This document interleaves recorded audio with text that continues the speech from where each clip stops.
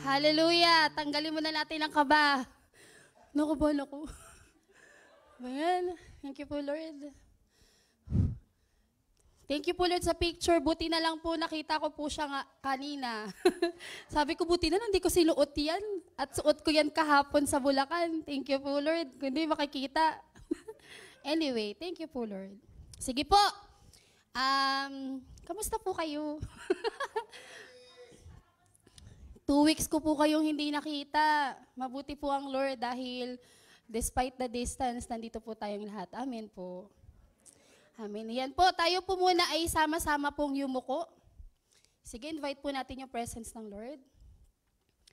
Hallelujah. Lord, good morning po. Hindi po natatapos yung aming mga labi po sa pagpapasalamat po sa inyo sa lahat po ng ginagawa ninyo, Panginoon. At Lord, hayaan niyo po na kanina po, kami po ay napuno po ng presensya mo. Yung amin pong mga bibigay hindi po naubos sa pagpapasalamat sa lahat ng kabutihan mo. At Lord, sa oras naman po na ito, Panginoon, hindi lang po yung puso namin, Panginoon, ang mafe-feel, Panginoon, ng presence mo. But even, Lord, yung aming pong mga tenga, Panginoon. Ihanda niyo po ang aming mga sisidlan sa pagtanggap po ng salita mo sa umagang ito. Lord, lahat po kami may pangangailangan. Hayaan mo po na mapuno po kami ng naayon po sa pangangailangan po na bawat isa. Ihanda niyo po, Panginoon, ang bawat isa, Panginoon, na maging good recipient po kami, Panginoon, ng salita mo. At bigyan niyo po kami, Panginoon, Lord, ng wisdom, Panginoon, sa pagnguya po ng salita mo sa umagang ito. Lord, bigyan niyo po kami ng expectant heart na may mga bago pa rin po kaming matututunan, Panginoon. At Lord, i-cover mo po yung bawat isa po sa amin na kami po'y makinig. Hindi po kami madidistract, Lord. Kami po, Panginoon Lord God, ay sama-sama, Lord, na magde-delight po sa salita mo, God, sa umagang ito. We honor you, God, sa mga nasa online, Lord. Hayaan niyo po, Panginoon Lord God, na wala pong maging interruption po sa connection ng internet. Lord, ano man po yung posisyon nila, ginagawa nila, ibalik mo po sila, Panginoon, sa pag-upo. Makikinig po sila, Panginoon. Salamat po, Lord. Patuloy po na maitaas ka po sa umagang ito. In Jesus' name we pray. Amen. Amen. Kamusta na po kayo? Iba po pala yung pakiramdam kapag ang naming intro ni Pastor B-Boy. Nakakaba. Pero praise God po. Ayan, sige, putulin na po natin yung picture ko dyan. Payat pa po ko dyan eh. Ngayon, kita nyo naman. Ayan. Pinagpala amin. Opo. Yan, sige po. Simulan po natin dito. Ano po yung nakikita nyo, mga kapatid? Galing nyo, nahulaan nyo agad. Yan. At ito, yan po ay tug of war. Tama po kayo. At may kinalaman po dyan yung pag-aaralan natin ngayong umaga. Amen po. Excited po ba kayo? Amen.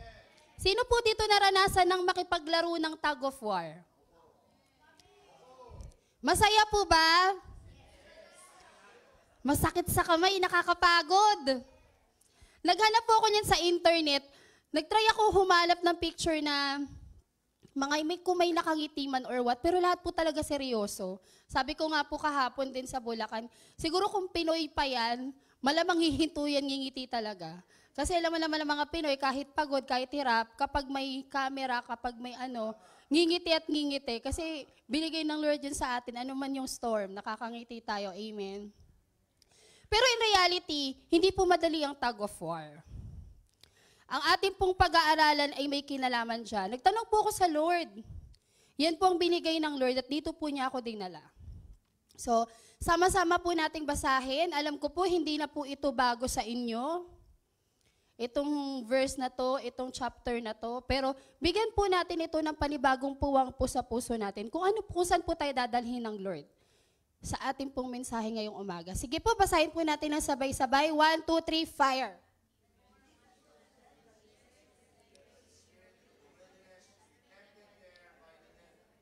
For 40 days and 40 nights, he fasted and became very hungry. During that time, the devil came and said to him, "If you are the Son of God, tell these stones to become loaves of bread."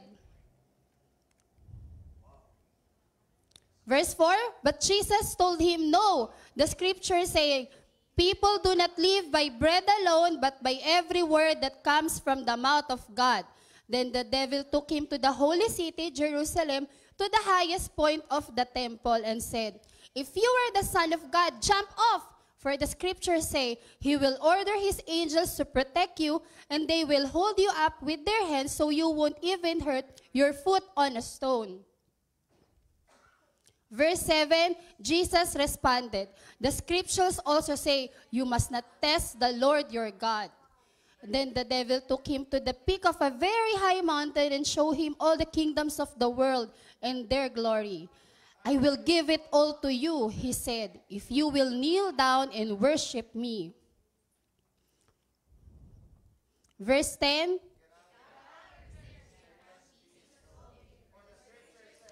you must worship the Lord your God and serve him only.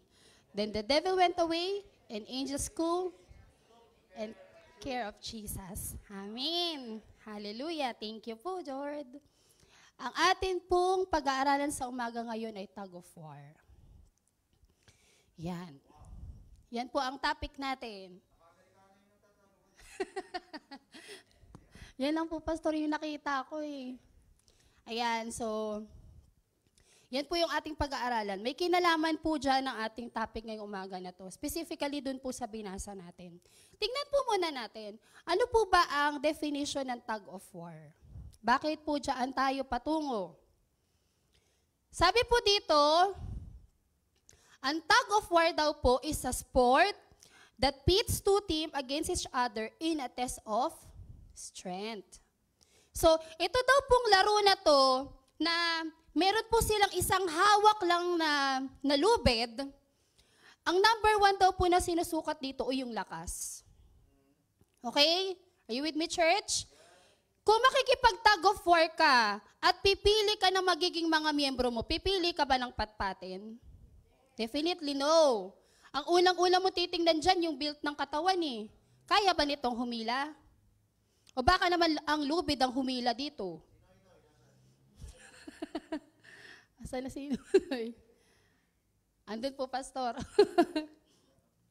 Definitely, kung magtatag of war ka, pipiliin mo yung mga malalaki yung katawan.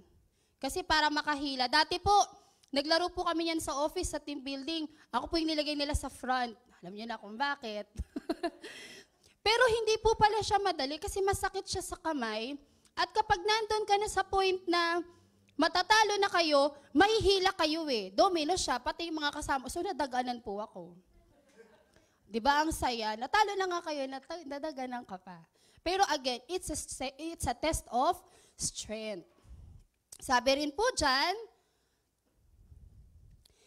ito daw pong tug of war is a struggle for supremacy or control, usually involving two antagonists. May dalawang magkalaban. Sila po ay naglalaban kung sino po ang mananalo, kung sino po ang mas supreme, kung sino po ang mas may control. Are you with me? Wala ka pong nakitang tug of war na equal. Walang ganon. Kasi sa laro po yan, may isa at may isa pong mangingibabaw na magaling. Na kumbaga, mas supreme yung kanilang lakas. Okay po? And basically, ito po ay a contest in which two teams, yun nga po, naghihilahan po sila sa opposite direction ng lubid na kailangan po, meron po kasing parang, ang tawag po doon, yung parang marker nila na yun yung maghuhudyat kung sino po yung nananalo o natatalo. Okay? Sa buhay Kristiyano po natin, meron po tayong tinatawag na tug of war din. Paano po natin nasabi? There is a constant battle between good and evil. Church, do you agree? Diyan po tayo dadalhin ng Lord. Ako po naniniwala po ko, lahat po tayo, gugustuhin natin, ang desire natin, saan po tayo makikita? Nasa good. Amen po. Pero ang totoo, na isa sa pamuhay po ba natin siya? Paano po kapag tayo po ay dumarating sa panahon ng pagsubok o tayo po ay tinutukso? Yung atin pong binasa kanina is all about temptation of Jesus. Yun po yung nakalagay kung titingnan natin yung pinaka-title po ng verse, ng chapter na yun, Temptation of Jesus. Ako naniniwala po ako na hindi lang po si Jesus ang tinukso. Even tayo, tinutukso tayo. Amen? Huwag niyo sabing wala kayong naranasan, Lord, padalhan mo to. Lahat po tayo, nakakaranas po tayo ng tukso. Tama po, pero iba-iba po ng level. Pwede yung tukso sa akin, hindi naman tukso sa iba. Hindi naman yun sa kanila, parang kaya po nilang paglabanan yun. Kasi iba-iba po tayo. May iba-iba po tayong level ng desire. Okay? And meron po tayong dapat na ipanalo po na laban dito. Ano po yung laban na yun? War against temptation. Church, ang perfect example ng war against temptation, binasa po natin kanina. Amen po. Ngayon pa, sama-sama po nating pag-aralan. Ano po ba muna ang ibig sabihin ng word na temptation? Yan po ba yung kinanta lang na, tukso, huwag kayong lapitan. Sabi dito, temptation daw po is the desire to do something. Natutukso ka, meron ka kasing gustong gawin. Definitely, yun ay something wrong. Or should we say, unwise. Alam mo nang mali. Are you with me? Alam mong mali yan. At sabi pa dito, anything that influences you to disobey God. Pag sinabing tukso, definitely di yan galing sa Lord. Malinaw po yun, church. Kasi pag sinabi pong tayo po ay tinutukso, nilalayo po tayo nun saan? Palayo po sa plano ng Lord. Okay? Sabi pa po dito, truly any situation you face in life will either promote your growth or promote your destruction. Church, kahit nasa harap mo yung tukso, ang desisyon ay nasa iyo. Kakagat ka ba o hindi? Hahablutin mo ba? Hindi. O ngingitian mo lang? O kakawayan mo pa? O sasabihin mo, yes. Are you with me? It will lead you to dalawa lang. Either lalago ka, kasi mapagtatagumpayan mo, or it will lead you to destruction. Bakit? Domino siya. Are you with me? Sabi dito, the determining factor is what you decide in your heart to do. Since sabi ko kanina, it's a strong desire, nasa puso po natin yun. Ano pong nilalaman ng puso mo? Paglalabanan mo o go ka? Sabi po dito, ang Lord po, binibigyan po tayo ng test to bring what's the best inside sa atin. Pero ang temptation po, sabi po dito, it will bring out the worst in us. Are you with me? Sinabi po rin yan sa book of James na ang kasalanan daw po ay nanganganak. The moment na kumagat ka sa temptation, worse na ang papasok. Pero sa totoo lang, church, di mo yan mapapansin sa una. Tama po. Sa una, kala mo, kurut-kurut lang yan. Kurut-kurut lang yan ng langgam sa faith mo. Tas hindi mo mamamalayan, unti-unti nadadrag ka na dun. Sa susunod, hindi na lang siya kurot ng ante. Dinosaur na pala yung kumukurot sa'yo eh. Pero hindi ka pa aware. Kasi bakit? Nag-i-enjoy ka. Bakit? Wala namang nakakakita sa'yo. Pagdating mo na naman ng Sunday, nakaupo ka naman dyan. Sino ba may alam? Pero Lord, lahat po nakikita. Sa Lord po tayo magsusulit. Amen po. Sabi dyan, being tested or tempted, hindi pa po yun kasalanan. Yun po ay magkakaroon lamang ng kaganapan, depende po kung ano yung magiging response natin. Okay po? Dito po, sa binasa natin kanina sa chapter 4, verse 1, nakalagay po doon na si Lord daw po ay tinempt. Tiningnan ko po yung versions ng NLT, NKJV at NIV. Pare-pareho pong nakalagay tempted. Pero binasa ko po yung sa TPT, ang nakalagay po doon, afterward, the Holy Spirit led Jesus into lonely wilderness in order to reveal His strength upon the accuser. Tama po yung meaning kanina ng tug of war. Kasi ang bilubo, ang sinusukat po doon ay lakas. Tama po? So, tinitingnan po dito, tinest po ng Lord, ng God, si Jesus, kung hanggang saan po yung lakas niya. Para po labanan yung yung tukso. Are you with me? Sabi po dito, wait lang po. Sabi po dito sa book of James chapter 1, mababasa po natin, hindi ko na po nilagay dyan, church, kasi para hindi po ganun kahaba. Sabi dito, James chapter 1 verse 3, sa totoo lang po, ang ating pong pananampalataya ay tinitest. Bakit? Kasi it will stir up power within you to endure all testing, to endure all trial. So kaya po tayo may nararanasang test kasi para po yung faith mas mangibabaw. Okay? At kasabay po kasi nitong testing na to, dito po mas makikita po ng Lord yung perseverance po sa atin. Yung totoo po kasi nakikilala po tayo kapag mayroong nararanasang pagsubok, tama po. Hahayaan mo na lang ba na gumuho ka? Lamunin ka ng pagsubok? O magpupush ka pa rin, magtitiwala ka pa rin sa Panginoon? Kapag may pagsubok, sinong una mong nilalapitan? Tao ba o Lord? Ikaw ba ay nagpe-pray muna? O yung kamay mo ay kung sino-sino ng hawak para manghingi ng tulong? Dito po tayo nakikilala. Okay po?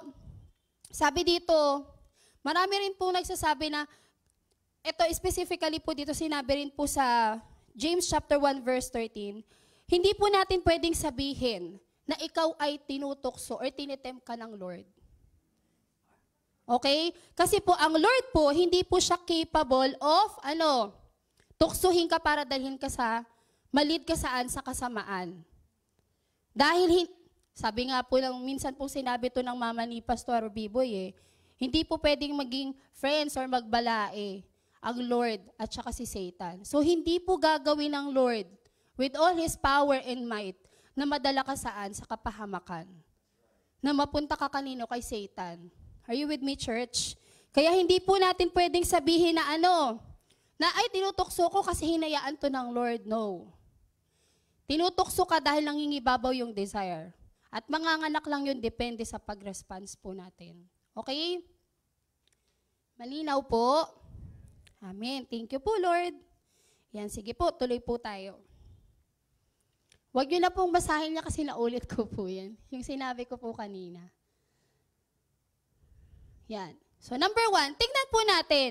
May 3 bagay po dito na pinakita sa atin ang ating pong Panginoong Jesus na war. Ano po yung unang-una? War against flesh. Saan po natin yan makikita? Sa Matthew chapter 4 verses 2 to 3, sabi dito, for 40 days and 40 nights,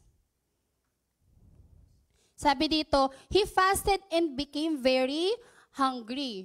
During that time, the devil came and said to him, if you are the Son of God, tell these stones to become loaves of bread. Church, 40 days, 40 nights, walang kain. Ikaw nga, isang araw lang lahat na tingnan mo, fried chicken na Tama. Ako, bumuslit pa po ako ng kain sa kasi nagugutom ako. Grabe po, ang dami ko pong nararamdaman changes ngayon sa katawan. Sabi po kasi, commercial break lang. Sabi po ni OB, may binigay na po siyang timbang. Hanggang doon lang. Hindi ko nasasabihin. Naka-live tayo Pwede ko ibulong. Sabi, Mami, hanggang ganito lang po yung inyo pong timbang, hanggang manganak po kayo Sige po. Dapat po yung cup ng kanin nyo, yung katulad lang po sa Jollibee, kasi ganun lang daw dapat konti. Trinay ko naman po. Nung kinagabi, didibdibin ko to, para kay baby. Buti na lang po nagsaing ulit si Nonoy. Kasi nang bandang 3:00, nagugutom talaga ako. Tapos hindi ko pinapansin na humiga ulit ako tulog. Hindi po ako makatulog. Talagang nagungut-gut yung tiyan ko, nagugutom. Bumangon po ako. Si Pastor Elias po, nag-aaral. Nang isi-share niya sa Sunday School. Bakit? Nagugutom ako, hindi ko talaga kaya eh. Napayapa lang po ko nung nakakain ako. Grabe po, ang dami kong gano'n nararamdaman ngayon. Tapos buti na lang po, mabait po yung asawa ko, nilulutuan niya po ako. Ay, gaya po ngayon, may baon po ako. Ay, kala mo grade schooler, may baon. Para pag nagutom. Yun po, imagine niyo po tayo pa lang eh. Kunting nagugutom, pero exempt niyo na ako Yan. Pero totoo po, tayo po, yung flesh natin, madali po tayong mairita, lalo na pag gutom. Tama? Kahit na gano'ng kaganda ang mood ng tao, kapag ginutom mo yan, malulukot at malulukot yung mukha niyan. Imagine mo si Lord. How many days? 40 days. Hindi 4. Lagyan mo lang 0. 40 nights. And that time, gutom na siya. Tapos biglang may papasok sa eksena. Sino? Si Satan. At sige nga, kung totoong anak ka ng Lord, itong mga bato na to, gawin mo nga itong tinapay. Alam ng kaaway na dyablo na siya ay anak ng Diyos. Pero siya ay tinutokso. Kung totoong anak ka ng Diyos, gawin mo nga tinapay ang mga bato na to. Nandun yung opportunity na patunayan niya that He is the Son of God. Nandun din panigurado yung desire na nagugutom na ako. Are you with me? Sa tingin nyo, hindi ba kayang gawin ng Lord na gawing tinapay yun? Kaya. Pero ang tanong, magpapatukso ba siya? Church, tagtawag ng fasting. Sige po. Go po ako.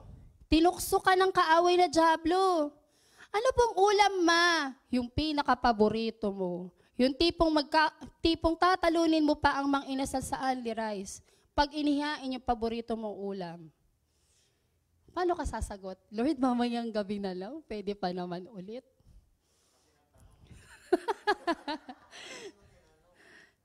Mga ganon kaliliit na bagay, hindi natin napapansin. Pero ang totoo, tinutokso tayo. Hanggang saan ang laban mo? Are you with me, church? Tingnan natin, paano po kaya ang ating Panginoon nag-respond? Dito po sa first temptation na to sa Kanya. Ito po yung naging sagot ng Lord. Man shall not live by bread alone, but by every word that proceeds from the mouth of God. Amen? Church, hindi ka lang nabuhay para kumain 3 times, 5 times a day. Pero more than that, nais ng Lord na hindi lang yung physical ang dapat na pinalalakas at binubusog mo, but moreover your spirit. Amen po. Huwag niyo pong kalimutan, hindi lang po kayo physical being, pero tayo po ay spiritual being din po. Hindi pwedeng busog yung physical, tapos payat yung spirit. Hindi rin po pwede na yung physical mo payat, tapos yung spirit mo malakas, hindi po. Dahil ang totoo po, kung malakas yung spirit mo, palalakasin po ng Lord yung physical mo. Kasi bakit? Yung sa loob mo, yung Lord ang magbibigay, magsusustain ng strength para anuman ang lumabas sa physical realm. Ito yung confidence mo, I can do all things through Christ who gives me strength. Amen po. Sabi po dito, yan, hindi lang po yung desires ng ating katawan ang dapat po na ang binibigyan lang natin ng pansin. Hindi lang po yung, ano po yung mga priority mo? Magtrabaho, mag-provide sa family, makakain, mapag-aral. Moreover, more than that, dapat po i-desire po natin na i-please yung Lord. Amen po. Let your spirit rule over your flesh. Utusan mo yung katawan mo na dapat ang mas mangibabaw sa'yo, kalooban ba to ng Lord? Mapapangiti ko ba ang Panginoon dito sa gagawin ko? Amen po. Lahat tayo may access tayo sa internet. Pwede na po tayong mag-live sa FB lang. Kahit di ko na pumunta sa church, it saves time, it saves money, it saves energy. Pero nakaka-please ba sa Lord yun? Tapos yung reason mo, tinatamad ka lang bumiyahe. Let the Spirit rule over your flesh. Amen po. Iba po ang atmosphere ng nasa bahay at nasa church. Pero kung valid yung reason mo, may sakit ka, dito ka pa magkakalat ng virus, wisdom po iyon. Amen po. Pero hanggat kaya mo, church, masarap po sa sanctuary ng Lord. Amen po. Tapos nakikita mo pa yung mga tao na nagpapalakas din ng iyong spirit. Amen po. Sa bahay, paglingon mo, irita ka dito, sisigawan. Dito ka na lang sa church. Lahat nakangiti sa'yo. Amen. Amen po. Matatatawa kayo. Next po. There is a war against Satan to prove power and authority. Actually po, itong specific po na verse na to, nagpipray po ako, Lord, ano po bang magandang title dito? Pero ito po yung parang pinakanakita ko Church, huwag ka nang makipag-argue kay Satan kapag may mga bagay na ino-offer siya sa'yo. Kasi in reality, di ka naman mananalo pag tayo kasi, di ba, lalo na kapag likas ka na machika, kapag likas ka na madaldal, ang sarap makipag-usap. Lalo na kapag yung kausap mo ay very humorous. Yung tipong marami kang matututunan. Pero pag si Satan ang kausap, definitely wala kang mapapala dyan Bakit? Sabi nga, it will lead you to destruction It will lead you to sin Pero dito, may mga pagkakataon kasi sa buhay natin na parang, okay naman ako malakas ako ngayon Sige nga, Satan, subukan mo nga ako. Naalala ko po yung one time na shinare ni Pastor Brian, na pumunta po sila ng Baguio sa teacher's camp. Tapos meron po mga spirit doon na nagvi-visit sa mga kwarto. Tapos sumigaw yung isa nilang kasama. Hindi ko po maalala kung ano pong posisyon niya sa church na. Sige, sa akin kayo lumapit. Yung parang gano'n po. Naalala niyo po yun. Tapos kinabukasan, pagising po niya, punong-puno po siya ng pasa. Church, wag po nating hayaan na malin lang tayo ng kaaway na dyablo para lang sabihing malakas ka. Yung bagay na yun, hindi mo dapat sa kanya pinapatunayan. Hindi sa ganong pagkakataon. Nais ng Lord na magkaroon ka ng wisdom. Are you with me? And dito po sa specific story na to, sinabi po dito sa verse 5 to 6, mula po dun sa wilderness na setup, bigla po siyang dinala ng kaaway na dyablo saan? Sa pinakamataas po na point ng temple sa Jerusalem. At sabi po, ito po yung sinabi sa kanya ng kaaway na dyablo. If you are the Son of God, sige nga, tumalon ka. Hindi siya inutusan na magpakamatay No. Hindi naman niya magagawa, hello, as if naman magpapakamatay si Lord. Excuse me. Pero sabi dito, jump off. At, tandaan niyo church, gumamit po si Satan dito ng scripture. Sabi niya po dito, sabi naman sa Biblia He will order His angels to protect you Kayang gawin ng Diyos na ipadala yung mga anghel para habang nalalaglag ka na, boom. Are you with me? Kayang ingatan ng Diyos Ama yung kanyang anak. At aware po doon si Satan. Tama po? Yan, gaya po na sinabi ko, ang specific po doon na kinote po ni Satan is yung sa Psalms chapter 91. Verses 11 to 12. Nung prinisent niya po yung case niya kay Jesus na, sige nga, tumalon ka, alam niya na aware siya na kayang magpadala ng Lord ng mga anghel, ng Diyos ng mga anghel, at hindi mapapahamak si Jesus. Pero church, ito yun Itong bagay na to nakita ko to Si Satan po, sinusubukan niya po si Jesus kung kaya niya pong gamitin yung power and authority niya. Are you with me? To act independently doon sa pangyayari. Ito, mahulog ako. Ay, syempre, hindi. Joke lang. So, pag nahulog siya, right then and there, panigurado, nakikita ng Diyos Ama yung kanyang anak ko na mangyayari. At kaya pong patunayan niya ng Ama na ingatan siya. Tama po. Pero dito kasi sa case na to, kung titingnan natin, number 1, kapag ginawa po ni Jesus yung sinabi ni Satan, mapo-perfect po yung purpose ng pagdating po ng ating Diyos, ng atin pong ni Jesus sa mundo. Bakit? Alam po ni Jesus sa simula pa lang na ipapanganak siya para maging katubusan ng kasalanan. Amen? Since nasa highest point siya ng temple sa Jerusalem that time, makikita siya ng mga tao. Remember, hindi pa po, nung time po na to, sa chapter 3 po ng Matthew, doon po nung time na yun, kakatapos lang po ni Jesus na na mabaptize. Tama po? After niya mabaptize, tsaka po siya nag-fasting. Pero ang totoo pong miracle ni Lord nagsimula after po niya mabaptize, tama po? Pero saan po yun naganap? Sa wedding of Cana. Alam po ni Jesus na hindi pa yun yung timing o yung perfect time na gumawa siya ng miracle. Napatunayan niya na siya ay anak ng Lord. Are you with me?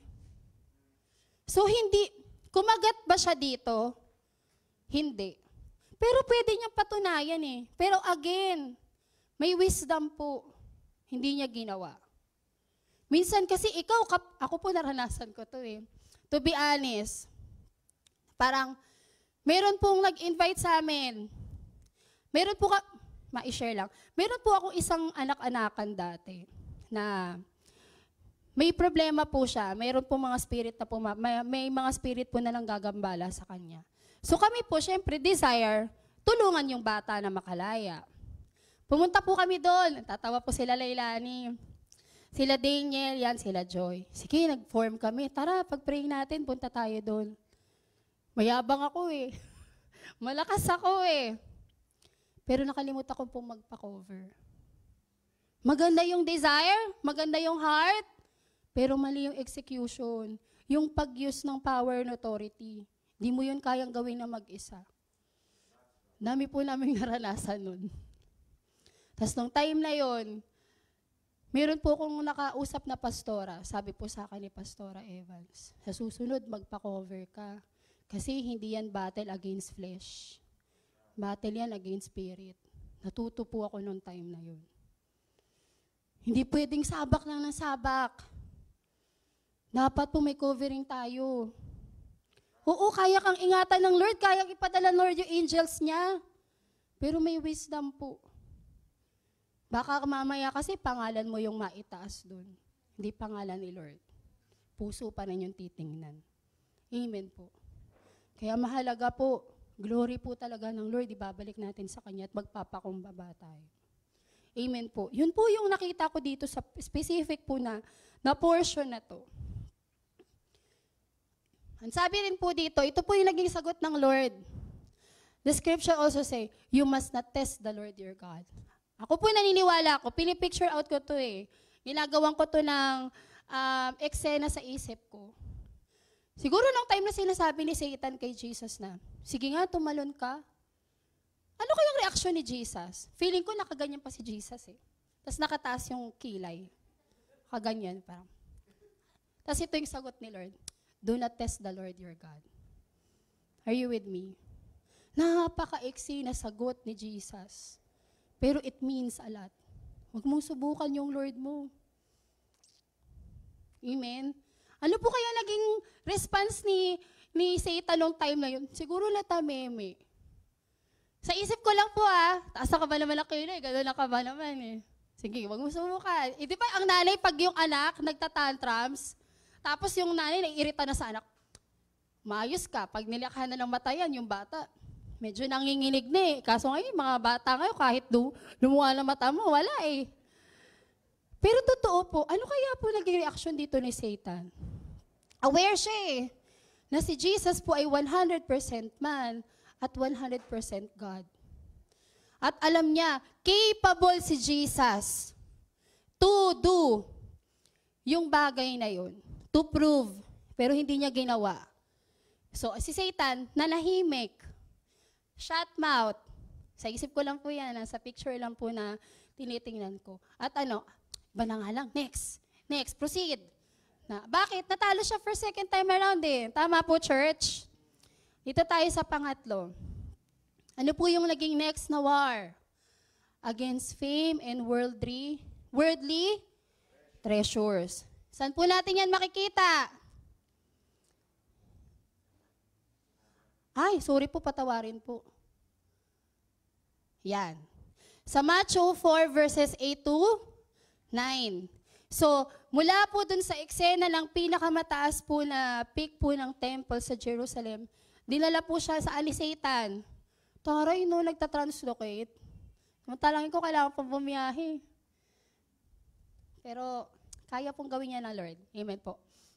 Dito po, dinala po siya saan? Sa pinaka-highest mountain, na kung saan, tanaw ni Jesus lahat. Naranasan niyo na po bang umakyat sa parang pinakamataas na place, tas lahat tanaw niyo? Ano pong nararamdaman niyo? Ano pong naramdaman niyo nung time na na-experience niyo yun? Nalula? Pero ako nag-enjoy. Lalo na nung pumunta po tayo ng Baguio, tapos may portion po doon nung nagda-drive na puro street lights sa dilim. Ganda tingnan eh. Nakaka-relax. Pumunta po kami ng Tanay dati, tanaw mo lahat sa baba, tas may fog. Ang sarap po tingnan, nakaka-relax. Tama. Parang abot mo lahat eh. Tanaw na tanaw po kasi ng mata mo eh, tama.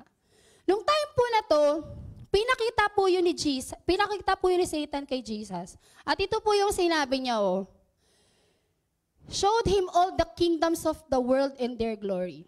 I will give it all to you. Feeling ko yung pagkakasalita nito, yung pinakamasarap sa tinga, yung pinaka-sweet. Sino dito yung kapag nag-request sa mama lang may kailangan? Yung tipong may lambing, naglinis pa ng bahay, nagpa-good shot para payagan. Yung with matching ngiti-ngiti pa, kumukuti-kuti tap yung mata para payagan. Tama? Feeling ko ganun po yung pagkakasabi dito ni Satan eh. Para masilo niya si Jesus eh. I will give it all to you. If you will kneel down and worship me. Church, tanong ko po sa inyo, ano po yung mga bagay that you really desire the most? Ano yung mga bagay na kapag dinala ka sa highest mountain, yun yung gustong-gusto mo. Kapag dinala ka sa pinaka-peak na yun, pag may tinanaw ka, ay nandun yung gusto ko. Bagong kotse ba? House and lot ba? iPhone 13, 14, 15, 2023, bahala na kayo. Doon ka ba masisilo? O gusto mo bang sumikat? Lalo na yung mga vlogger po ngayon. Dahil po ako ay naka 2 weeks bed rest, dami ko pong nakikita sa Facebook. Updated eh. Meron po palang vlogger na tinutukan ng baril. Kasi hindi naman po lahat ng vlog nakakatawa eh. Para lang po saan? Sumikat. Daming mga tao ngayon gustong sumikat. Pero execution mali. Ikaw, ano yung mga bagay na kapag in-offer sa'yo, mapapataas pa yung kamay mo, yes! With matching sigaw patili, nagniningning na mata. Pag yun ang in-offer sa'yo, ikaw nakakaalam nun, church. Ikaw, specifically, ano yung bagay na yun? Example po natin, si Lady Gaga. Kapalit po ng kanyang pagsikat, ng kanyang, yun nga, pagsikat nga. Siyempre, sa pagkanta, sa kanyang talent, ano pong kapalit nun? Yung kanyang kaluluwa. Ano po yung i-offer sa'yo na kapag binigay yun sa'yo, mapapa-oo ka? Fame? Worldly treasures? Paano ka sasagot? Paano ka magre-react, church? Ito kasi yung totoo eh. Satan's power is all over all the nations of the earth. Gaya nga po nung shinare sa atin po minsan ni Pastor Biboy, ni Bishop Mario, ang talagang binigyan ng Lord ng authority para mag-rule dito sa earth tayo. Pero dahil may kasalanan, kaya po nanakaw yung authority na yun. Are you with me? Pero ang intent ng Lord, tayo ang magro-rule dito. Kaya nga hanggang ngayon kaya mong bumuhay ng mga halaman kapag nagtanim Kasi yun talaga yung intent ng Lord. Ikaw ang magbigay, may authority ka para i-rule yung mga nilikha ng Lord dito. Kaya nga yung aso pagka nagkukulit, sa amin po yung aso po namin, bawal po muna pumasok sa bahay kasi sinusumpong ako. Si Elias, gaganon lang. Hindi po talaga pumapasok sa pinto. Makita lang yung mukha niya, takot na. Kasi yun po talaga yung authority po na binigay ng tao, ng Lord sa tao. Mag-rule. Tama po. Nananakaw lang. Nino po? Ni Satan. Paano nanakaw? Dahil sa sin. Kailangan po nating makita na ito pong si Satan na to ay siya po ay ama ng kasinungalingan. Sabi po sa John 8:44, napupunta po tayo we belong to the Father ng mundong ito. Bakit? Dahil po saan? Sa kasalanan. At gusto kasi nating i-carry out yung desire mo lang. Yung gusto mo lang. Pero ang malaking tanong, gusto ba yan ng Lord para sa'yo? Desire ba yan ng Lord para sa'yo? Are you with me, church? Sabi dito, si Satan daw po, he can influence men in such a way that they are not even aware. Na yung bagay na yun na ino-influence sa kanila, it will lead you towards saan? Sa pagkasira mo. Gusto mo, nagpipray ka ng trabaho, Lord, malaking sahod, Lord, promotion. Pero nung nandun ka na, ay, may pasok ng Sunday. Ay, di na makakati ng prayer meeting, etc. Nung wala kang trabaho, ang alab-alab mo, nagpapagamit ka dito sa unahan. Tapos sasabihin mo, ay, binigay ng Lord to kasi pinag-pray ko Pero hindi mo napapansin. Sa una, pwede pa, may grace. Pero sabi mo, wait lang po Lord, may po kami, may gagawin daw po ng Sunday. Nga lang, ngayon lang po to pastor, di naman po tuwing Sunday kumagat ka. Kina next week ulit, may Sunday. Tapos napapansin mo, gano'n na palagi. Hindi mo napapansin kasi na-enjoy mo. Or napapansin mo kasi hindi ka na nakakapagsimba. As ang dahilan mo, may live naman, pwede namang balikan. Dito ka na pala nadadalaw, hindi mo napapansin. Ang babae, bago yan magkaanak, di naman kinabukasan bondat yung tiyan. Huwag yun na pong tingnan nyo sa akin, malaki na po yan. Pero gradual po yan. Ganon din po ang sin. Hindi yan isang araw mapapansin mo na malaki na yan sasampalin sa mukha mo. Unti-unti po.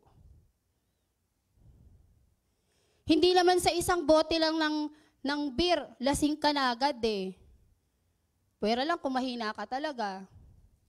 Pero pag sobrang dami, babagsak ka na Ganon din po ang kasalanan. Hindi ka o-offera ng demonyo na mapapansin mo na, ay siya to. Minsan, nasa mukha ng lalaki yan. Nasa mukha ng babae yan na gustong-gusto mo. Tapos hindi mo alam, napapahamak ka na. Ang desire mo, ay gusto ko yung mga kaibigan ko makakilala sa Lord. Sige, sasamahan ko sila minsan. Tapos yung minsan pagsama mo sa kanila na enjoy mo. Hanggang isang araw pati ikaw nag-ML ka na. Addict ka na doon. Bumibili ka pa. It will lead you to destruction nang hindi mo namamalayan. Gaya po lang sinabi ko minsan sa inyo, church, hindi aharap si Satan sa atin na may sungay. Sa form yan na may pinakamagandang mukha, pinakamaamo. With matching beautiful eyes pa yan. At hindi mo mamalaya na kukuha ka na niya sa bitag niya. Sa panahon na, lalo na po ngayon sa panahon po natin, palagi po ito sinasabi sa atin ni Pastor Ovet, itong panahon na po na ito na yung tama nagiging mali. At kung ano yung mali, yun na po yung nagiging tama sa harap ng mga tao. Kaya sa totoo lang, church, mahalaga po tumindig tayo. Ano man yung i-offer ng mundo sa atin. It's not bad na you take care of yourself, of your family, of your welfare. Pero kung yung bagay na to, mas nagiging number 1 na to na priority mo, kesa sa dapat na ang Lord ang maging priority mo, masama na po yun. Gaya po ng sabi ko kanina, biligyan ka ng trabaho, doon ka na nakafocus. Hindi ka na nagsisimba. Dahil ikaw ay valedictorian, ayaw mong maging taga-salu, gusto mo pa rin na valedictorian, puro ka lang aral ng aral ng aral. Hindi ka na nagsisimba. Etc. Ano man po yung iyong pinagdadaanan ngayon. Kung ikaw ay masyado na nakafocus sa puro me, masama na po yun. Kasi ang tinuturo po ng Lord sa atin ay ano, iabot mo yung kamay mo. Yung para naman po sa ibang tao. Ito po yung naging response ng Lord. Verse 10 to 11. Lumayas ka dito, Satanas. Ay, hindi naman ganyan. Parang walang tono yan. Get out of here, Satan. Siguro nung time na yun, nagalit na si Jesus eh. Pangatlo na eh, hindi mo ko tinatantanan. For the scripture say, you must worship the Lord your God and serve Him only. Nung time na yon, wala na pong laban si Satan. Saan pa niya dadalhin si Jesus? Eh, lahat ng mga nilula niya na si Jesus eh, pero walang nangyari. We cannot serve two masters, church.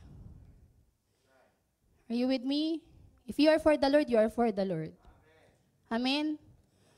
Walang gitna, wala nang iba. Walang little God. Dapat malaking God lang si Lord.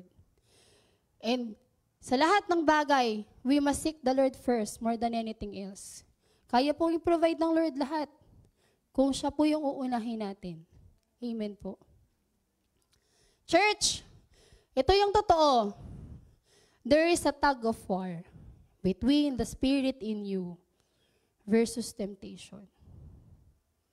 Itong bagay na to, itong tatlong bagay na to na nakita po natin dun sa Matthew chapter 4, verses 1 to 11, may tatlong bagay po na ginawa ang Lord para po mapaglabanan yun.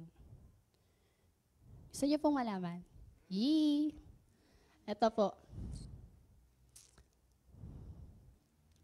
Number 1, word. Mapapansin niyo po, lahat po ng pagsagot ni Jesus, nasusulat. It is written. It is written. Church, kamusta po ang Bible reading natin ngayon? Tayo po ay tatalon na saan? From Leviticus to Exodus? To Revelation? To Numbers. Kamusta po ang Bible reading natin? Nakakatamad po ang Leviticus. Puro law. Pero natutuwa po ako. Pati po pala yung kapag may menstruation ng babae, tinatakil. Kapag po may sugat, may sakit sa balat, tinatakil.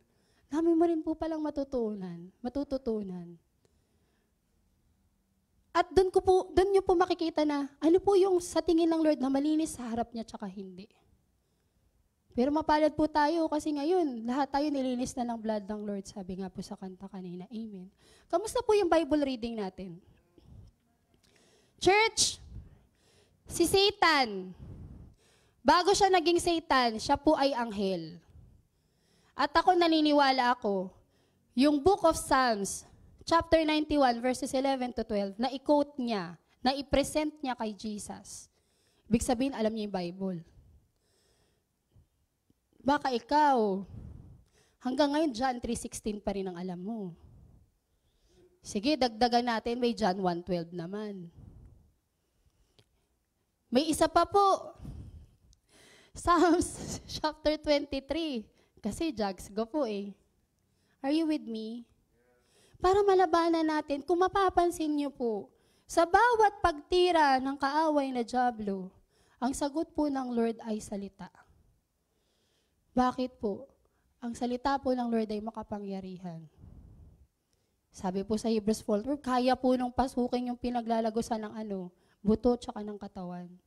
Ng lagusan ng katawan at ng spirito natin. Paano mo lalabanan yung kaaway na dyablo kung hanggang ngayon, basa ka lang, nakakatulugan mo pa. Tapos, sorry Lord, babawi ako. Ganun pa din. Church, I encourage you, wag lang po tayo magbasa. Kabisaduhin din po natin. Mahalaga po, finifeed natin yung katawan natin, yung spirit natin. Kasi sa totoo lang, di naman araw-araw malakas ka eh. Kahit nga yung mga artista, kahit gaano kagaganda yun eh, kahit gaano kayayaman, nakakaramdam pa rin yun ng emptiness eh, na may kulang sa kanila eh. Kahit na gaano kakaganda, itong mukha na to, minsan feeling nito, ang pangit ito pagising sa umaga eh. Lalo na po dati talagang sobrang na-down ako. Hanggang sa binalikan ng Lord na, uy Sheila, alam mo bang you are fearfully, wonderfully created. Feed mo yung spirit mo. Pag may pinagdadaanan ka, ano yung Bible verse yung makakapag-encourage sa'yo para ma-flip ka? Sabi po sa John 16, verse 33, in the world, you will face tribulations, but be of good cheer, for I have overcome the world. Thank you po, Lord. Lord, na-overcome mo na to, ma-overcome ko rin po ito. You need to feed your spirit. You need to encourage yourself. Paano yan ma-encourage? By the word of God. Amen po. So magkabisado po tayo, kahit matanda na po tayo. Lakan niyo po yung font, lagay niyo dun sa may ng tulugan niyo, para kahit nakahiga kayo, nababasa niyo. Wag lang po yung paghiga niyo tulog na. Minsan pwede rin po tayo mag-meditate. Sabi nga rin po sa Psalms 119 verse 11, I have hidden your word in my heart, so that I may not sin against you, Lord. Amen? Dapat itago po natin sa puso natin. Para hindi po yan, hindi po yan mananakaw ng kaaway na dyablo. May pambala tayo sa kanya. Amen? Wala ka mang baril na pisikal, pero may baril ka na pambala sa kanya. Sa lahat ng gagawin niyang temptation or pagsubok or pandaraya sa'yo. Deception sa'yo. Okay po? Next. Armor of God. Ito po yung sinabi ko sa inyo kanina. Hindi po tayo nakikipaglaban against flesh and blood, but against principalities, against strongholds, against host of wickedness na magdadala sa atin sa kasalanan at kay Satan. Are you with me? Kailangan po tayo, suot po natin yung ating baluti. Ano po yung ating baluti? Sa ulo, helmets of salvation, yung belt of truth, yung breastplate of righteousness. Bayan, namubulol ako, patawarin niyo po. Buti na lang po, gising pa kayo kasi tumatawa kayo. Yung shield of truth, yung sa atin pong paa. Shoes of peace, at yung sword of the Spirit. Dapat po itong mga to, palagi po natin itong suot. Parang sa baby, hindi pwedeng wala siyang pandong sa ulo, wala siya sa kamay mittens, lalo na pagbago. Wow, maganda talaga example ko, no? Para hindi masasaktan yung mukha. Parang ikaw, kapag alam mong pupunta ka sa lugar na malamig, alang-alang mo magsando ka, tsaka magmaiksi ka na short. Diba? So, kailangan prepared ka. Gano'n din po tayo. Dapat araw-araw nakasuot po tayo ng baluti natin para hindi po tayo, manakaw po yung ginagawa po sa ating mabuti ng Panginoon. Amen po. Sabi rin po dito, ni-encourage po tayo ni Paul. Para po malabanan po natin yung anything against the wills of the enemy. Kailangan po nating suotin yung araw-araw. Hindi lang pag Sunday. Hindi lang pag may prayer meeting. Hindi lang pag may wow fellowship, may yaw, may yadaw, may chow. But every day. Amen po. Last po. Kung maraming beses na sa buhay natin na tayo po ay nadaya, nalupig po ng kaaway na dyablo sa mga bagay po na ino-offer sa atin, it's about time to resist the devil and say, stop. Amen po. Church, ito po yung kailangan nating maintindihan. You need to understand how temptation works. Ikaw ang makakaalam niyan. Ano ba yung mga bagay na kapag pinakita, pag hinarap sa'yo, ang hirap mag-say stop. Ang hirap mag-say no. We are tempted when desire and opportunity come together. Nandun na yung desire mo, gusto mo talaga to, tapos biglang nagkaroon ng pagkakataon, nilagay ka doon. Pag yung dalawang yan, nag-connive yan, sin ang kasunod niyan. Kaya mahalaga, church, pag alam mo hindi kalooban ng Lord, yung mga bagay na desire mo, Lord, tulungan mo po ako. Ipag-pray mo na, Lord, tanggalin mo po yung opportunity na isang araw, magkaroon po ito ng pagkakataon na manalo sa akin. And pag nandun naman yung opportunity para magkasala ka, Lord, nararamdaman ko po yung desire. Lord, balutin mo po yung puso ko. Nangangailangan ka ng pera. Doon ka sinusubok. Nakakita ka ng 100. Wala ka ng pamasahe. Lord, pinadala mo ba to? Hello, may pangalan pa yung wallet. May nakalagay na complete details. Hello. Ano yung mga bagay na pwedeng, ano ba yung mga desire mo? Ikaw kasi nakakalam yan eh. Tama. Ano naman yung mga bagay dati na may desire ka, tapos pinapatay na ng Lord sa'yo eh. Inaano na ng Lord, nagkaroon na ng funeral service. Pero ngayon, nagsisimula na namang bumangon sa'yo. Lord, tanggalin mo po yung opportunity para hindi na po bumangon yung kasalanan na yun. Kasi matagal na po yung namatay. Kasi gagawa at gagawa yung kaaway na dyablo ng paraan para pumasira tayo eh. Church,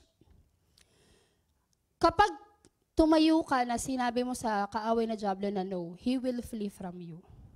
The Lord will always give you a way out sa mga bagay na yun. Kailangan mo lang tayuan. Sabi lang Lord sa 1 John chapter 4 verse 4, sabi po doon, greater is He who is in me than he is in the world. Church, itong tatlong to na temptation na nakita natin, na ginawa ni Satan kay Jesus sa book of Matthew chapter 4, lahat yun na pagtagumpayan niya. Kaya hindi mo pwede sabihin sa sarili mo na, hindi ko kayang pagtagumpayan to. Kasi si Lord na overcome niya. Kaya sabi mo sa sarili mo, kaya mo. Amen po. So, meron po tayong war. Para labanan po yung war na yon, war din po isasagot natin. Word, armor, and resist the devil. Amen po. Meron po akong ipapanood sa inyo. Wow, may pa-video. Gumana ba? Sige. Maiksi lang po yan. Sabi po sa amin kahapon sa Bulacan, akala ko po pastora yung buo eh. Huy.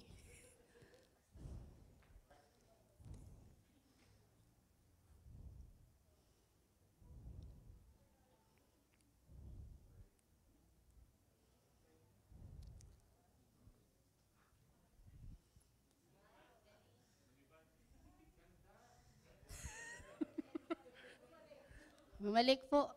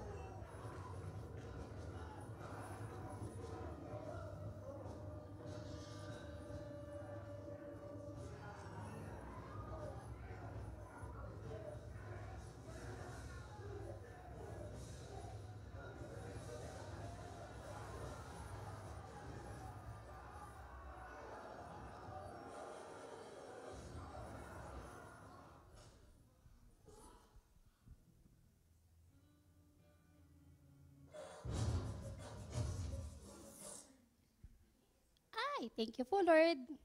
Yung pinapanood po natin sa inyo, yun po yung example ng tug of war. Isipin mo, ikaw yun. Ikaw yung nasa unahan. Tapos yung isa si Satan. May mga nararanasan ka mga pagsubok, testing, trials. Iba-iba po tayo, hindi ko po alam kung ano yung pinagdadaanan nyo. Pero nakita niyo po kanina, meron po silang may strategy sila eh. Dapat ikaw din po, magkaroon ka ng strategy. Paano mo po mapaglalabanan yun? Kasi ang totoo lang, kapag nahulog ka, kapag sinabi mo, ayoko na, give up ko na to, di lang naman po ikaw yung mahuhulog doon sa bangin. Family mo. Yung mga bagay na dapat magiging bunga ng victory mo doon sa pagsubok na pinagdadaanan mo, pati yun mawawala. Dahil lang saan? Sa pagbigay mo. Church, habang buhay tayo, meron pong laban ng flesh at ang spirit. Ano yung mas mangingibabaw sa'yo? Saan ka dyan papanig? Nawa po, hanggang bumalik yung Lord, datnan niya po tayo na mas malakas po yung spirit ng Lord sa atin. Palalakasin po ng Lord, bakit? Kasi kaya po nating labanan. Dahil siya po, nagawa niya na po. Na-overcome niya po yung mundo para sa atin. Wala po tayong rason para hindi po yun magawa. Amen po. Naniniwala po ako, lahat tayo may kanya-kanya tayong battle. At ano man po yung battle mo na yun, ito po yung reminder ng Lord. Word. Keep mo yung sarili mo armored. At higit sa lahat, learn to say no. Sa mga bagay na, alam mong minsan ka lang dinaya doon. Huwag ka nang mag-second round pa. Amen po. Sige po, tayo pong lahat ay umukupo at manalangin. Thank you po, Lord. Hallelujah. Lord, maraming salamat po. Sa totoo lang po, Lord, habang nabubuhay kami, hindi naman po talaga mawawala yung war. Sa isip pa lang po namin, Lord, mayroon na pong war eh. Pero Lord, maraming salamat po. Kasi alam namin, Panginoon, Lord, kasama ka namin.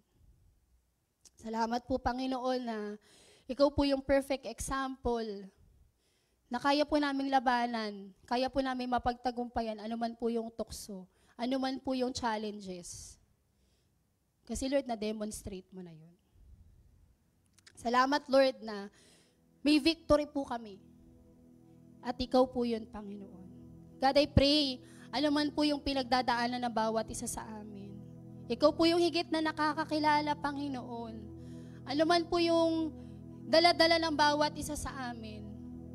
Lord, ikaw po yung nagsabi na, Lord, just come. Kaya mo po, Lord, i-provide, Lord God, yung kapahingahan. Hallelujah, Jesus. Kaya mo pong kunin yung burden namin. Lord, tulungan niyo po yung bawat isa po sa amin na magtiwala sa inyo. Dalangin po namin, Panginoon Lord God, na sa bawat pagsubok po, na pinagdadaanan po ng bawat isa sa amin, matagpuan po namin yung mga sarili namin, Lord God, na nakaluhod. At matuto po na mag-surrender sa inyo, Panginoon ko. Hayaan mo po, Panginoon, na kayo po, Panginoon, ang makita namin sa gitna po ng mga storms, sa gitna po ng mga challenges, O God. At kayo po yung magbibigay na sa amin, Lord God, ng way out, ng solusyon po, Panginoon. God, I pray and I declare, Panginoon, let your word, Panginoon, Lord God, continue, Panginoon, na maging kalakasan namin. Magkaroon po kami ng desire, Lord God, ng gutom, ng uhaw, na mas makilala ka pa. Gaya nga po ng inaawit namin kanina, Lord God.